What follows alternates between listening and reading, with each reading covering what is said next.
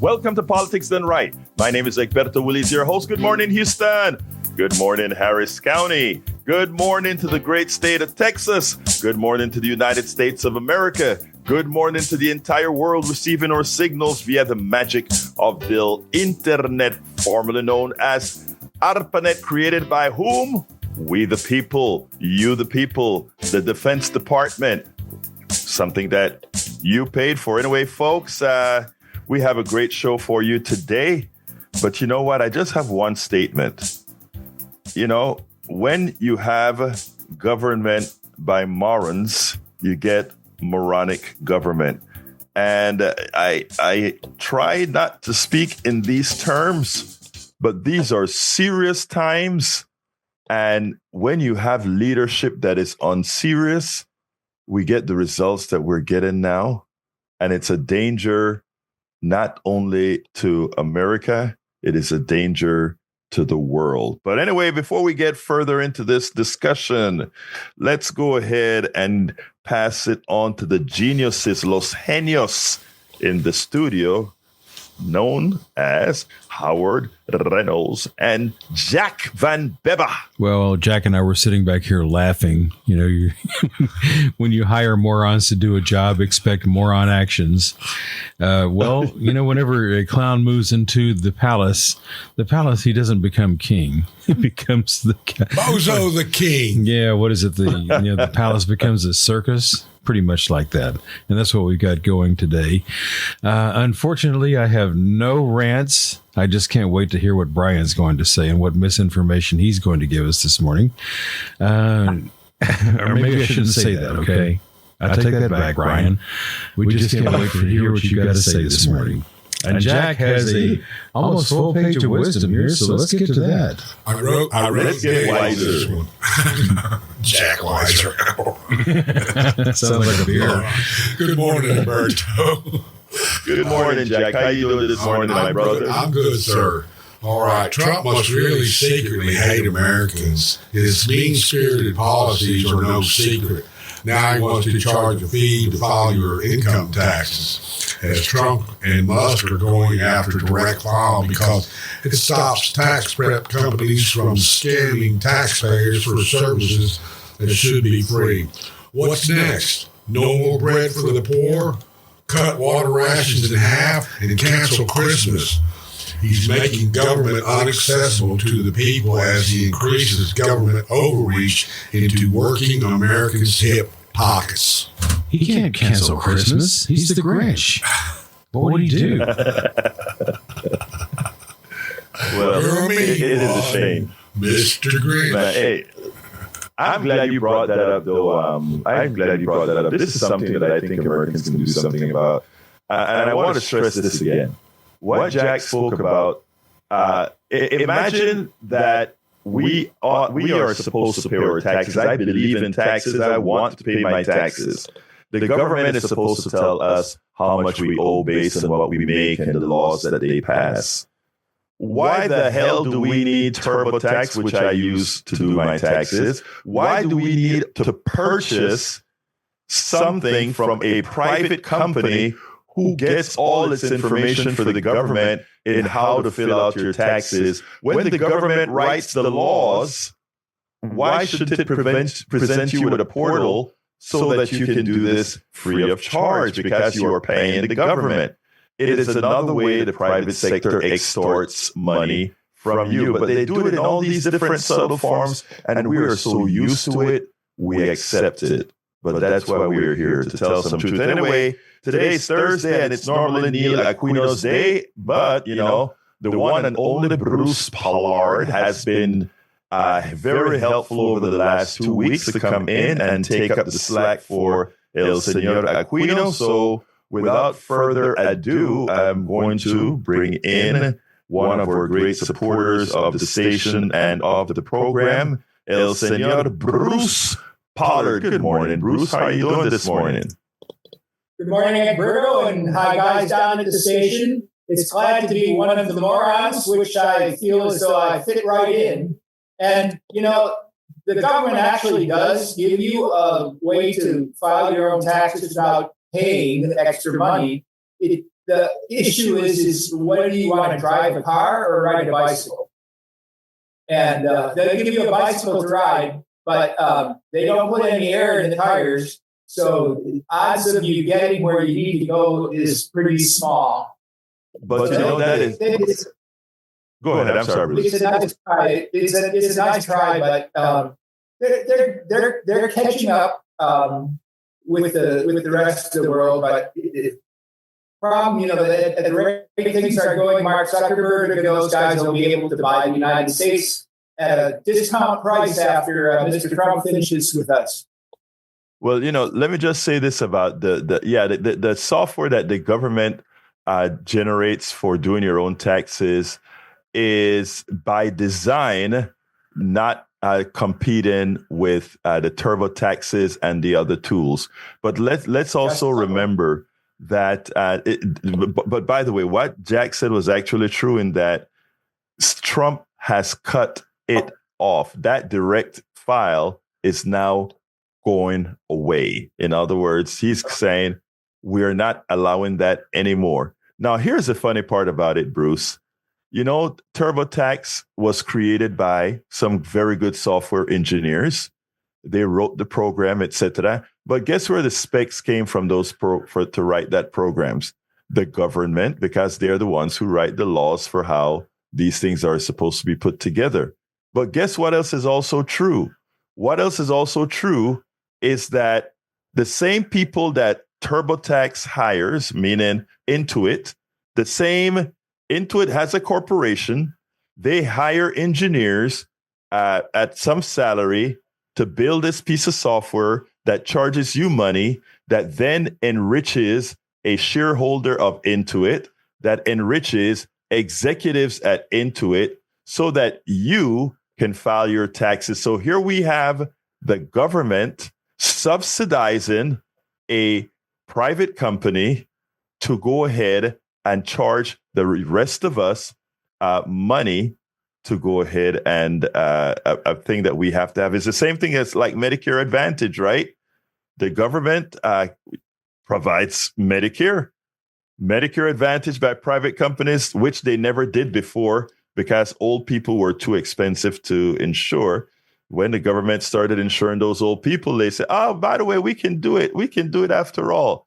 But it just will cost 20% more than it costs traditional Medicare to do the job. Folks, it's a racket that they use our ignorance. They use our ignorance of not understanding how things really work to get at us. But anyhow, Bruce did some studying to kind of bring us some good information based on what's happening in today's world. We've always talked about the Powell memo and that doctrine of having business just about take over a country. Hey, Bruce, give me a little word on for us what you found out. The Powell memorandum was written in the early, I guess, 1970. Yes, and 71, I believe. It really points to the job of people in business having to change the way educational systems work, so they indoctrinate people to either excel or be subservient to the high-end people the oligarchs who are running the country. And it's funny because when you read it, you think, oh, that'll never happen. I went to Marquette University. I taught chemistry at Marquette University. I went to Carroll College, all those places. They wouldn't do that. But Mr. Trump thinks that they ought to modify the way they teach so that kids coming up through that careful time where they really start to think about who they are and what they're going to do, they'll make different choices than what we've tried to help people do through the 50s, through the 60s, through the 70s, through the 80s. And it's just not the right thing, in my opinion. And I think that the kind of free thought that we have, certainly here on KPFT, but everywhere else, where we can talk and come up with the right thing. But the big problem is, if we come together and talk as a group or stand out in front of the Capitol and raise our signs, the people who we've elected and go in to vote and make the laws, they don't act on our behalf. So it's a big problem. Now, Bruce, do you have it up in front of you right now, the Powell memo? I don't. Okay, let me just say this, because it just even the beginning of it starts just like the right wing, where they are always victims of some nebulous lefties. Let me just read a couple of the paragraphs. How it starts. This memo was written by Lewis Powell, and it was sent to Eugene B. Sidner, chairman of the Education Committee, U.S. Commerce.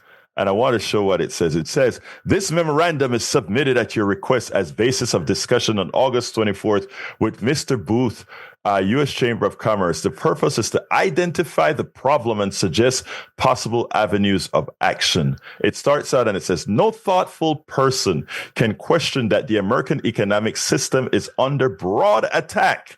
This varies in scope, intensity, in the techniques employed, and the level of visibility. There always have been some who opposed the American system and preferred socialism or some form of statism, communism, or fascism. Also, there always have been critics of the system whose criticisms have been wholesome and constructive, so long as the objective was to improve rather than subvert and destroy. But what now concerns us is quite new in the history of America. We are not dealing with sporadic or isolated attacks from a relatively few extremists or even from the minority socialist cadre. Rather, the assault on the enterprise system is broadly based and consistently pursued. It is gaining momentum and converts. The sources are varied and diffuse. They include, not unexpectedly, the communists, the leftists, and other revolutionaries who would control the entire system, both political and economic. These extremists of the left are far more numerous, better financed, and increasingly are more welcome and encouraged by other elements of society than ever before in history, but they remain a small minority and are yet the principal cause of concern. The most disquieting joining the chorus of criticisms come from perfectly respectable elements of society, from the college campus, the pulpit, the media, the intellectual and literary journals, the art and science, and from politicians. In most of these groups, the movement against the system is participated in only by minorities. Yet, these often are the most articulate, the most vocal, the most prolific in their writing and speaking. Boy, that one. And did you want to comment before I comment on this, sir? It's just right, and you know that you missed a word in earlier. It said the new leftist. That means that puts me out of it, because I'm over the age of 70. That makes me an old leftist. And but I've got to tell you, every time I read this, it makes me shiver, because the only thing that even when we're the not the minority but the majority, somehow things don't work right, and I guess money talks, because nobody's hearing us up in the Capitol these days. They need to make some changes. They need to make them fast. Otherwise, they're not going to have any ability. I mean, if Mr. Trump's going to ignore the courts, when the courts say you have to do something, who's to say he isn't going to ignore the House of Representatives? He sent a note down to the House of Representatives recently to do something, and they've got 40 days after they reconvene to do that. Otherwise, he can take his own action, I guess. So he's going to It's called a ignore that. unitary executive. So it's going to be only him. And you wonder what, I guess he's nominated all of the people who just sit at his left hand or right hand, it might be, and they're just doing what he says. And I can't imagine there's a system in place that the House, that the cabinet should be able to have some balance even within the executive branch. And I can't imagine that happening. So I think we're going for a train wreck here. Yeah, I want to go back. First of all, you're absolutely right, but I want to go back to some of the paragraphs in that document, because when we texted yesterday, you mentioned that you you were reading over the Powell memo, and it is sort of scary how things have the path has really been laid out by this memo written in, I think, let me look at the date. The date was August 23rd, 1971, folks. Think about that, 1971. That was a baby. Now, here's the funny thing about this, right? If you take a look at who they claim is the enemy, it's all of society. It is pretty much claiming society is the enemy of business. I mean, it names all the entities. It names the clergy. It names the schools. It names the media. It names anybody that have any left inclination. There's nobody else left. It's business against everybody else. Specifically, they pull out the Ivy League schools, and Harvard is right in that group. So yeah, you were talking about that when we spoke. That look at what they're doing with Harvard. It is simply saying we've got to cripple the most influential educational sources. And for those who say, well, they have a liberal inclination. Unfortunately, the truth, anytime you talk about the truth, whether it be vaccines work, and a university says vaccines work. AI comes out and says, does vaccine works? And AI takes all the documents it has available and says, oh, yeah, vaccines work. So what does the right winger say? Oh, AI is biased. AI has a left-wing bias. Well, if truth has a left-wing bias, I guess AI is in fact biased. Okay. But the other thing that I wanted to mention is that in effect, what is happening is that Bruce, I don't know if you have a boost on your volume or not. If you do, see if you can turn it up. But Howard said it may be a bit low, but we'll see as we go by if it'll clean itself up from Zoom. But here's the interesting thing about it, right? In effect, what the document is saying is Americans are becoming smarter, and as they become smarter, they ask themselves very important questions.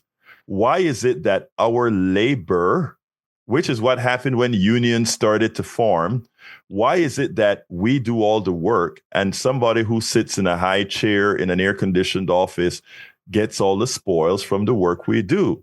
They ask themselves these questions. They ask themselves, why is it that others benefit more so than we do, the working class that is? And when they start to rebel and say, we want our fair share, to Lewis Powell and the business class, how dare you? How dare you mess with our antiseptic slavery that we have implemented very diligently for you not to really see? And and like I said, by 71, Americans were waking up. They were waking up, and it scared the bejesus out of the business. And out of that, we got folks that are listening who always say, well, this think tank says this or that think tank says that. Look up the Heritage Foundation, the Cato Institute, or any other conservative think tank funded by folks like the Koch brothers, etc. And you find a common thread. And that common thread, as Bruce pointed out, has been the Powell memo. The Powell memo. Anything else you have to say, Bruce? Before, by the way, folks, you can start calling. The number is 713-526-5738. The video that I have is 20 minutes, 24 minutes long, and I think I leave that for you to play on your own. I'd rather get some calls and talk about these issues. 713-526-5738 is the number. 713-526-5738.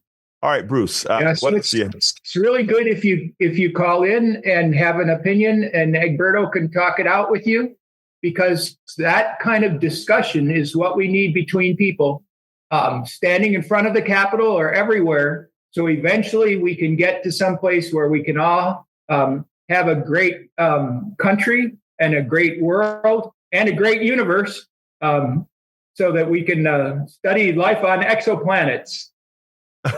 Hey, by the way, I haven't read it yet, but I saw a little. Actually, I probably saw it on Morning Joe, where apparently the either the Hubble telescope or the other big telescope we have out there thinks that they found life on another planet because of a. Yeah, it was the Webb.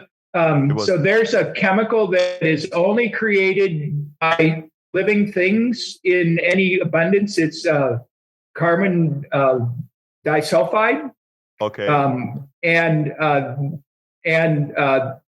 the nice thing is that has a really great infrared signature, and the Webb telescope measures that. And so they were looking at a planet that's about the size of Neptune, which is bigger than Earth, but smaller than Jupiter. And by looking at that, they saw a big, heavy signature of that, which means there must be a large ocean or something creating that, or there's some other chemical pathway, which we don't know. But there's a lot of that chemical there, which means there might be eventually some life there. They have to go back and do a bunch of modeling to actually see what the chemical evolution pathway of that particular chemical is in vis-a-vis life as we know it. And it may be that there's something. Now, it's nothing to worry, because it's 110 light years away, which means even our radio signals, which are only about 100 years old, are just now reaching there. So they're not going to freak out about us quite yet.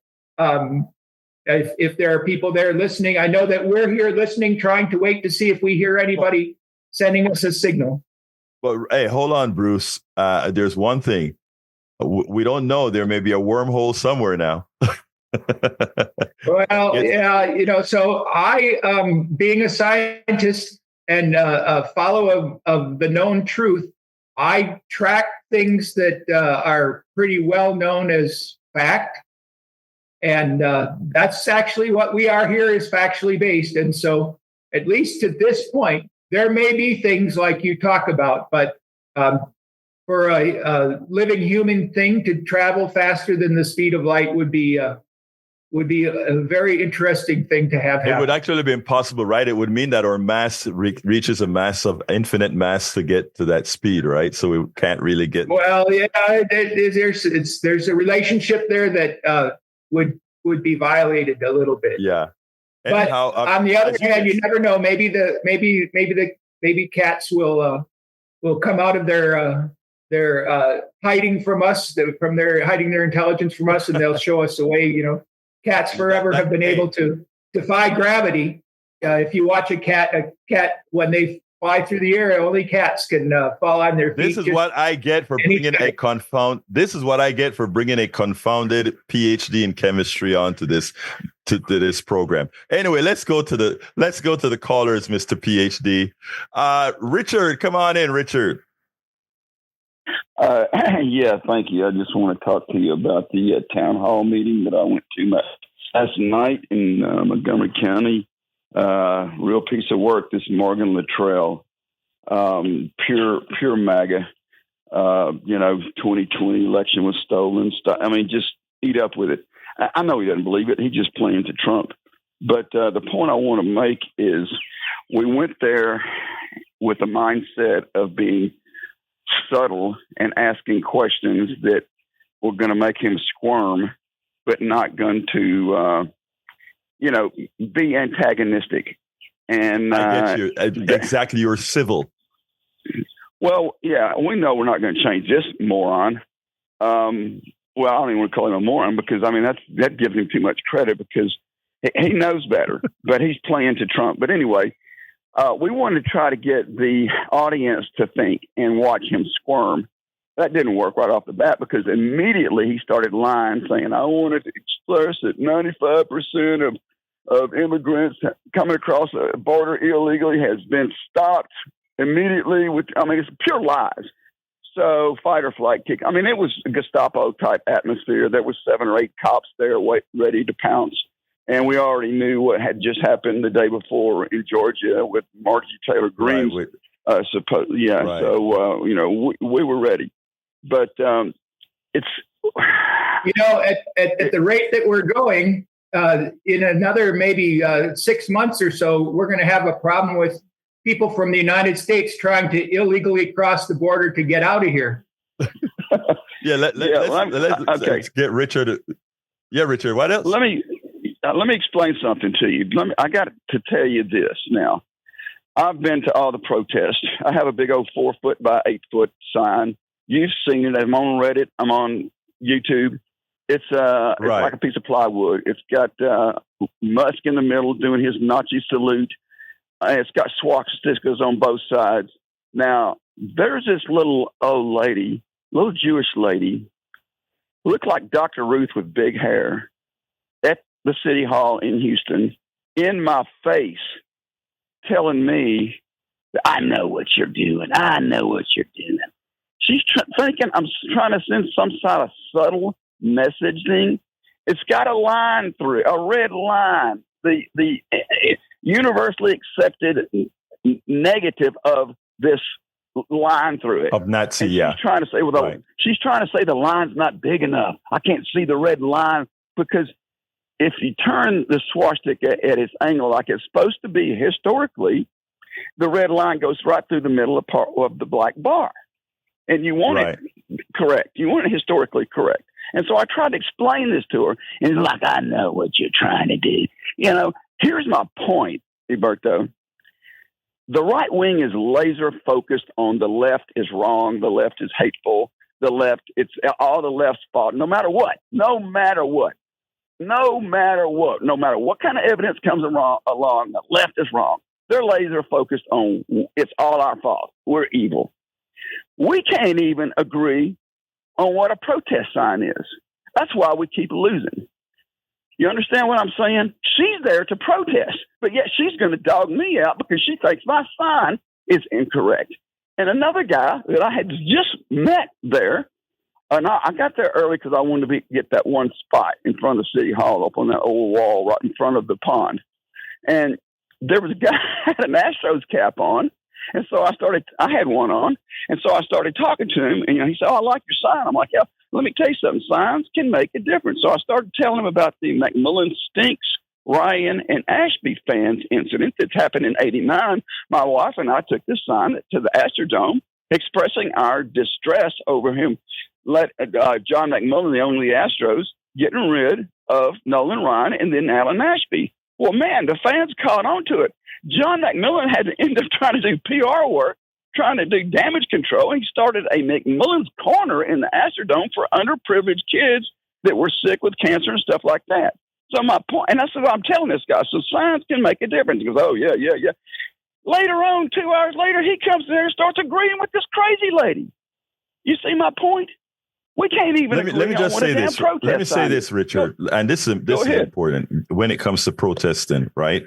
When it comes to protesting, you get a few paid organizers that are out there. I'm talking about how the right operates. They always talk to us about those people that come out on the left are paid. They're not. The left. I wish they did that. We need to start doing that. But the left is sort of organic most of the times. Even the indivisible movement, which many promote, is very organic. If you listen to Cindy Hendrickson on my show a couple of days ago, you see how organic that thing is, right? Now, on the other side, they get professional paid folks and they know how to disrupt so that you cannot get your message across. One of the arts in doing what you're doing is not getting the people's emotions up. Let me tell you, I've been to hundreds of protests, both here in St. Louis and others where we shut down freeways and all of that. And the magical thing that they fear the most, and I learned this from a woman here in Kingwood who was in the ERA movement. And when she told me this, I went home, slept on it, and I'm like, oh, damn, powerful. She said this. She said, silence is powerful. Okay. In other words, these right wingers that are always activated and shouting, etc., they need fuel. And your frustration is their fuel, right? So let me give an example. You were out there with your big sign, and this crazy lady comes and starts shouting at you and telling you things. One of the biggest things that one could have done there, I'm just giving an example, is as she go berserk to smile and tell her, and don't this. I know this is going to sound corny. You take them out of their comfort zone. Something as simple as, you may not think so, but I love you, ma'am. Something as simple as that.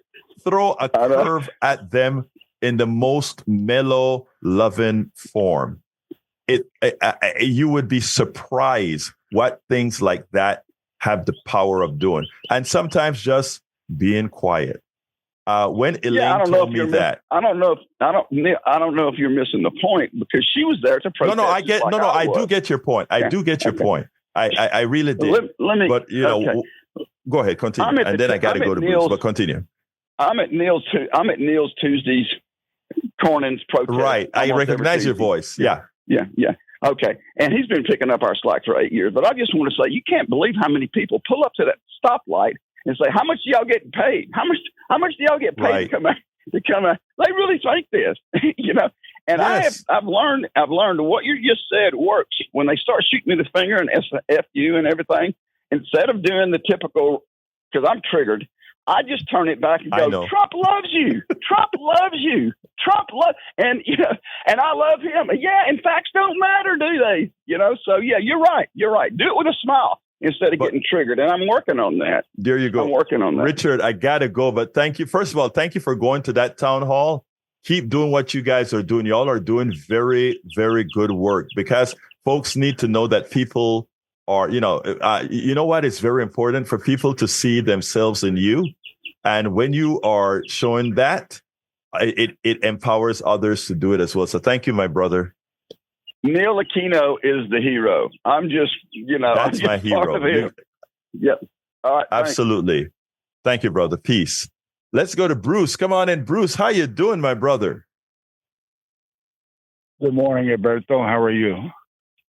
I'm doing fine. How are you? Hey, wait. Hey, before you start, I said, come on in, Bruce.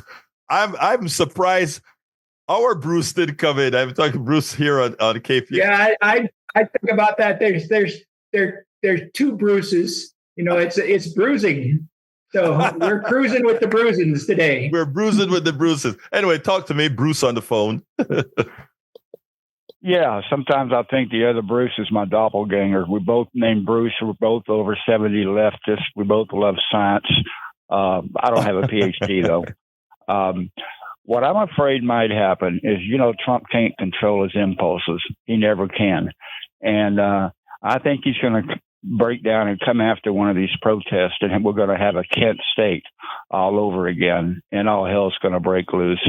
You can't believe I was thinking 4 dead in Ohio as Egberto was reading the Powell memorandum. I'll be doggone. That is amazing, Bruce. I think both Bruce agree on that. Continue, Bruce. Yeah, I have 3 little tidbits of inside information about Trump's physical, and they have to be true because I just made them up. Tidbit number 1, the doctors found out that tiny hands don't mean tiny tallywhacker. It means tiny brain. The other thing is they They claimed that they did a colonoscopy. How in the world could you get an instrument past Pam Bondi's head? And the third thing is they said he had a skin problem because he had these round red marks all over his rear end. Well, those are Republican hickeys. I'm done. Oh, let me translate. Pam Bondi has her head up is you know what? They are all kissing is you know what? And he has a small brain. Oh, you are so ingenious in the way you say things, Bruce. Yeah, but I really am afraid of him coming after one of these legitimate protests and it getting. Let me tell you what's. Sorry to interrupt you, Bruce, but I don't want to forget this. But here's the deal. I think the reason he asked Pat Bondi to check out about martial law, it's because he's looking for a reason at some point to use it, right? And at that point in time, there are two things that has to happen, and that is whether Congress is going to wake up, and number two, whether the military, comprised of all our relatives, families, and friends, and brothers and sisters, will follow. He thought by having the military led by his people, that somehow the military will just acquiesce to whatever he wants to do. I think America is, and look, with all the problems we have, I think America is better than that. And I just have the gut feeling that the mid-level generals will not allow Hegseth and all these other guys to get away with doing any of that. And at that point, I think we'll be looking at mutiny. Continue, Bruce, and then I got to go to Brian. Yes. Real quick, one thing that's what I was concerned with is there is division in the military between like the mid-level generals. And maybe if it got nasty, maybe even Marco Rubio might come over. That's a perfect time for China to take on Taiwan. Right. When we have a confused military leadership. I'm done. But let's explore that a little bit, because I want the audience to understand this. The other day I brought up how smart China was playing the rest of the world compared to how America is playing the rest of the world. China is building friends. It's for their own. I mean, look, they're looking out for China. Every country should be looking out for itself, right? And China is looking out for itself. And in the process, it is building alliance throughout the world. I mean, strong alliances. It's not going into other countries and trying to say, look, China is a communist capitalist country. Let's be clear. China is a capitalist country with a communist government. One is completely disjointed from the other. Now, and it goes into countries in Africa. It goes into countries in South America, Central America, and the Caribbean. It does not attempt to change their political structure. It simply looks to get an economic benefit out of the other countries. As long as those other countries don't mess with China's own structure, they don't mess with their structure. I want you guys that are listening to understand what this has really meant. It has meant that they have put their resources into building physical stuff, building technologies, and building relationships. All those things, because of our might is right, and we have the bomb and we can do as we please, we have used that differently. And we are a country now, as Richard Wolff would tell you quite well, we are at end state capitalism and we are at end state democracy. So if we as a country, the people in this country, don't wake up and stop these small, powerful, rich guys from taking us down the tube, that is exactly where we're going. Bruce, thank you for your call. Let me go ahead and hear from Brian. You have a great day, my brother. Brian, come on in. Yes, good morning. Good morning, sir. Well, yeah. I don't know where to begin on that type of a statement. You ever heard of Jack Ma, Alibaba? He said a few things that was against the Chinese government, and you don't hear about him anymore, do you? Yeah, because they confiscated Let me ask you. business. I know that. Can I ask you a question about him? Because I know exactly who he is, and yes, you don't hear about him. I am not talking about the moral or the ethics of a government where you can't, where they restrict what you can say. That's not what I'm talking about at all. I hope that you can understand what I'm saying and stop going from that philosophical realm. I said China is a communist country that doesn't want anybody messing with whatever it's doing inside. But in the same process, it's a technologically advanced country, and it is playing the world much smarter than we are. And I don't have to. You can actually see that with one's own eyes. You can see what's happening around the world if you actually follow international news. Continue. Yeah, I see what they're doing. Yeah, they're taking like Trinidad Tobago money, 17-1 on U.S. dollars, overthrowing their system and changing it to American dollars. But that's really not what I called about. Johnny, he kind of needs to grow up and get out of the kindergarten mentality about flying a plane into the governor's home. Okay, what just happened recently to the governor of Pennsylvania? Somebody tried to burn him down. He was a Palestinian protester. He went into his home where his children, his wife, and he tried to kill them. Who shot Steve Scalise? A left wing. Hey, when is the last time a right winger tried to shoot a politician? But yet it's blown off as, well, come on, let me finish, okay?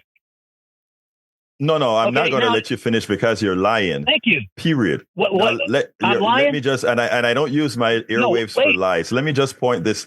Brian, this is a show, Politics Done Right, run by KPFT. When we tell you to stop talking, if you want to be on air, you stop. Now hear this. Hey, this is the last time I'm supporting your program. This is the last time I'm supporting your program. Brother, look, you can look. Let me tell you something, Brian. Again, you have gotten so much time on this program. Supporting it is your choice. You've got the last dime from me, Brian. man. Goodbye, Brian. Goodbye. Look, first of all, let's be very clear. I am very happy with the support that we get from our audience because we're an honest show and we make sure to give everybody the opportunity to talk. But support doesn't mean buying the opportunity to lie on any program. Support means you support the free expressions, period. Free expression, and that's what we do here. Brian does not get a free ride to come on air and just spout it. The fact of the matter is the FBI has done various reports and shown, and you can look this stuff up. That's why I said we don't allow lies. You can look it up. The right has been the most violent entity over the last several decades in this country. Brian said, when was the last time a right winger went against a politician? I mean, we've caught several attempts at Obama's life. We've caught several attempts at many politicians' life, but we also have the fact that right wingers have gunned down Americans with AR 15s throughout this country continuously. Every single year, we can find right wingers with AR-15 gunning down Americans to make a point. Those are statements of fact. I will not allow our airwaves to be used to give America the false impression that violence is coming from the left. Whenever you see left violence, we call it out. But what we have been calling out continuously is right-wing violence. Come on in, Taryn.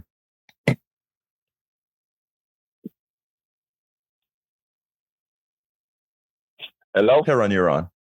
Yes, you're on. Yes, good morning. Yes. I like how you answer that, and tell him, say, he doesn't have to give his support, but I'm pretty sure he'll be calling you back, you know what I mean? But anyway, you know, a lot of people come here and they spread the ideology and they try to tell us this and that about how this is doing that. But if you look at the data, it says otherwise. Just like you said, the right wing is the one causing on the most violence, marching into the capital city and taking it over. They can do things that me and you can't do. Where in America you ever see a black man walk around with a M16? Mm-hmm. You know what I mean? Look, Terran, let me tell you. Supremacy Terran, by the way, alive in America. Brother, I hear the accent from my part of the world. Jamaica? Yeah, man. Yeah, man. Yes, yeah, man. Yeah, Jamaica. man. Yeah, man. All right, let me tell you something, Terran. And thank you for calling in and pointing the different levels of privileges people have. If I am walking in Kingwood with an AR-15, I can guarantee you I'll be surrounded by 15, 20 police cars. While if my brother on the other end of the line, Bruce Pollard, my brother from another mother, if he's walking with an AR-15, he doesn't have a problem. There are times that we've been driving in the car and I look at Brian and I say, Bruce, and I look and I said, you see how you can do that? I can't. You remember that conversation we had going to KPFT, Bruce? I do many times, riding with a bicycle too. I remember walking into the store and calming a situation that looked like it was developing between you and the man on the other side of the counter. Here you go. So Bruce, this is my brother here that actually sees the America's reality firsthand. So thank you for pointing that out, Terran. Anything else you want to say, Terran, before I go on to whoever that other call is? Yeah, I just want to say God bless America. You know what I mean? And it's going to be okay. All this shall pass. America been through worse than this, man. Exactly. And let me just tell folks, I love your accent. You know, my grandmother was from Jamaica and moved to Panama. But wait, I have a bone to pick with Jamaicans, though. I went ahead and I said, I went to Jamaica one time and I tried to put on that accent, right? And the woman looked and said, "Go on, man, you're not no damn Jamaican. You're a damn Panamanian." That's what she said to you. Oh, she does play. That's what she said to me, man. She hurt my feelings. Yeah, I know the feeling. Man. Anyway, we talk later. I appreciate your call, my brother. All right, brother. Peace and love. Peace and love. Hey, Bruce. But anyhow, Betty's on. We got to go to Betty, Bruce. We got to go to Betty. Come on, Betty. Come on in. Good morning, Alberto. Good morning, my love. Talk to me. Yeah, I'm Brian. He is hostile and he's full of resentment. Get off your white primacy. You make little girls cry. You're a big prick. And I'm going to go to Bart, too. Bart brags about himself. He brags about everything he has. Try to impress you. And, really, look around, Bart. Who gives a crap? Thank you. Bye-bye. Love y'all. Whoa. Betty was kind of rough today, man. Love you, Betty. Betty was kind of rough today. I generally try to be very, very nice. That's my nature. Anyway, Bruce, give me some more about your thoughts and what's happening. Well, so just to slide back to the Pennsylvania governor being firebombed by people. It's a strange thing because they talk about anti-Semitic things, but he was Jewish, and so to attack a Jew because of their feelings, I think that's a kind of an anti-Semitic thing as well. So that's like doing the wrong thing to try and make a statement. The best thing to do is to stand up with a sign and to talk about what it is with back and forth and to get a feeling. For example, a sign with a swastika is going to bring some very uncomfortable feelings from a Jew who have gone through the Holocaust and had millions of people die as a result of just sitting there and listening rather than standing up and stopping something before it got out of hand. I so agree. And, I like when you mentioned the thing about listening. Listening is powerful. Listening is powerful. And that is one of the things I do a lot when I go out to protest. My thing in protest, we have our chants. But when people approach and start talking, I get into conversations. And Bruce, you know that firsthand. We get great conversations in our protest. Don't always agree, Egberto and I, but we come to some understanding and sit at the same microphone and talk together and shake hands and ride bikes together and have our families together and try and make it better. And we live in Kingwood, and we get along okay with the people around here well enough to fill up our gas tank and to go to the local places to hang out. So it's not hard. I mean, look, be nice. Just works if people talk, And you can be a teacher, right? You can be a teacher with your own way of being. And that is one thing that I learned from being a hothead into trying to get into all spaces. And that is simply, sometimes if you remember the most important thing, it's not about you, meaning yourself, right? It's about what you can promote out there. And if you do that right, you'd be surprised. Even the Brians of the world, Brian calls here and he wants a fight. And sometimes even Brian realizes, well, maybe we don't need to fight about that. And that is the kind of places we need to go. Let's go to Harry. Come on, Harry. What's up? Good morning, Egberto. Good morning, Howard and Zach. Good morning to your guest, Bruce. Well, we'll see Bruce, if don't Brian... forget Bruce now. I did say Bruce. Good morning to you, Bruce. Okay. I'm sorry. Hey. I was going to say, we'll see if Brian does what that Joe Big Oil did. I know when you had that argument with Joe Big Oil, he never called again. That was before Trump got back in office. And we'll see if Brian goes the same way. But Brian, like you just said there a moment ago, Egberto, he loves calling in. He loves arguing with fighting with you and I. Kudos to what Betty said about Brian Pollard. Well, when they say things that are out of line, I like when callers like Betty or Patrick or even Augie or Johnny, who Brian jumped all over this morning, they put them in their place. But Brian loves arguing with you, so we'll see. Harry, let me interrupt you to say this, and because I want the audience to understand, there's no animosity against Brian. Whether Brian donates or not to this station again, I really don't care. Enough people love what we're doing and understand what we're doing, and they're not paying to just come on the air and lie. Right. They're supporting a free speech. They're supporting what we do, which is important. Right. What we do. Right. And I'm one of them. Look, I give to a lot of organizations $5 here, 10 here, 25 there. I don't expect them to adopt all these things that I'm talking about. I do it because I know overall they're doing a damn good job. And what I want to make clear is, look, we treat everybody with respect. He calls here very disrespectful most of the times. In fact, many of you call me and tell me, why do I allow the disrespect? And I tell you straight out, it's not about me. It's about us. Continue, Harry.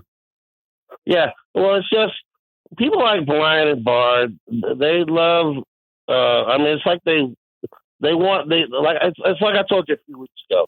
They want to get a rise at you.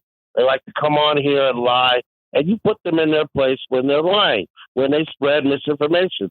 As Howard mentioned early this morning, that he was looking forward to, but then he said he backed up on that if Brian's going to give misinformation.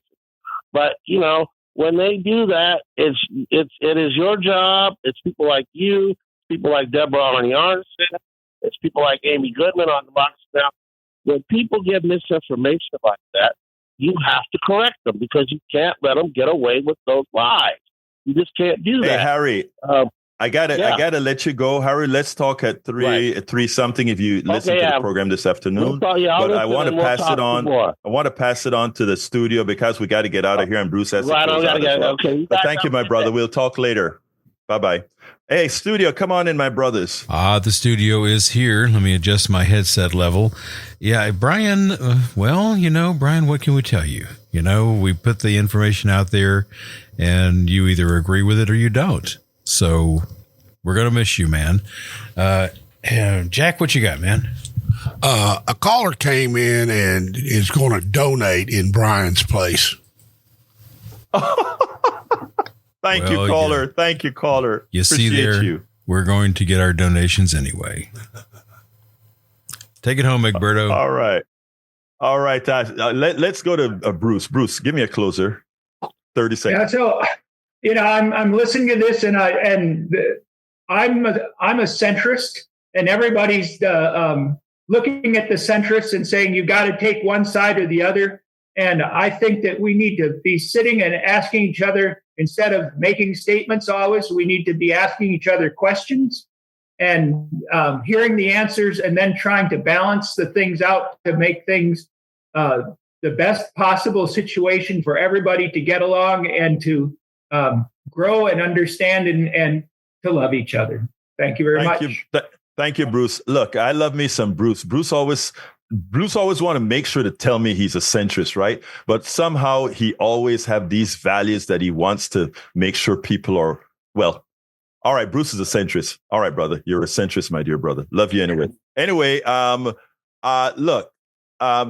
the program, there's a great interview at politicsdoneright.com/newsletter that I interviewed a business person who actually is going through these issues with the tariffs. He's somebody living it.